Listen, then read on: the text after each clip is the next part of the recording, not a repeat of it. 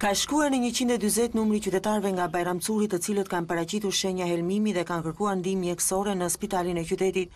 Të gjithë qytetarët fatmirësisht jashtë rrezikut për jetën janë paraqitur me të vjella, dhimbje barku dhe temperaturë. Shumica e të helmuarve pas marrjes së ndihmës mjekësore kanë lënë spitalin, kurse ata në gjendje më të rëndë kanë marrë trajtim 24 orë. Rasti veçantë ka qenë situatë e vështirë në spitalin e Bajramçurit, po që me përkushtimin e personelit dhe të mjekëve janë përballuar. Mana 2 ditëve mund të ketë qenë 140 raste. Po shkak të vjella, bark dhe temperatura lartë.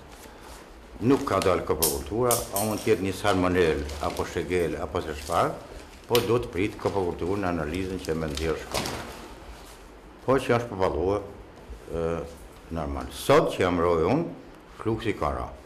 Shumica e qytetarëve dëshmuan se kanë konsumuar ushqim në të njëjtin lokal. Lokali, një tip fast food që tregton qofte dhe ushqim të çastit, ndodhet në lagjen 28 gushtit të qytetit verior dhe është ndër më të frekuentuarit. Helmimi i qytetarëve besohet se ka ndodhur 2 ditët e fundit nga konsumi i qofteve dhe mishi përdorur për gatimin e tyre.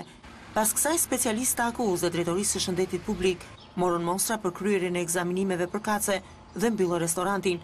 Policia arrestoi pronarin e lokalit, një 47 vjeçar, të quajtur Dashamir P. banues në Gjakov.